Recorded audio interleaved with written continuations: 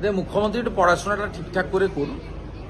আমার মনে হয় যে তদন্তকারী সংস্থা বা অন্য রাজ্য থেকে পুলিশ আসেন, তারা ভারতীয় ন্যায় সংহিতা মেনে এবং তাদের যে নিজস্ব হ্যান্ডবুক রয়েছে রুলসের, সেটা মেনে কাজ করেন।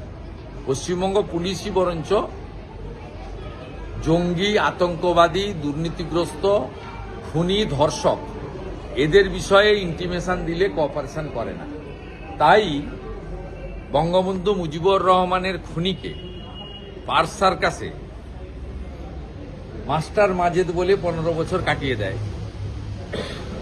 ভারতের রয়ের সাহায্য নিয়ে বাংলাদেশ থেকে এসে তাকে গ্রেপ্তার করে নিয়ে ফাঁসি কার্যকর করা হয়। কাশ্মীরের জাভেদ মুন্সি ক্যানিংয়ে লুকিয়ে থাকেন, কাশ্মীর এসটিএফ এসে তাকে গ্রেপ্তার করে নিয়ে যায়।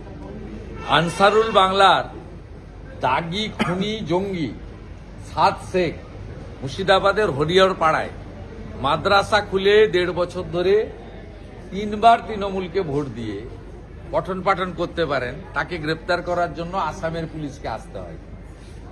অসংখ্য উদাহরণ রয়েছে। পশ্চিমবঙ্গ জঙ্গিদের আঁতুড়ঘর করে তৈরি করেছেন মমতা বন্দ্যোপাধ্যায়, এবং বর্ডারে ফেন্সিং না দিতে দিয়ে জামাত, হেফাজত, মৌলবাদীদের ঘাঁটিতে পরিণত করেছেন পশ্চিমবঙ্গকে।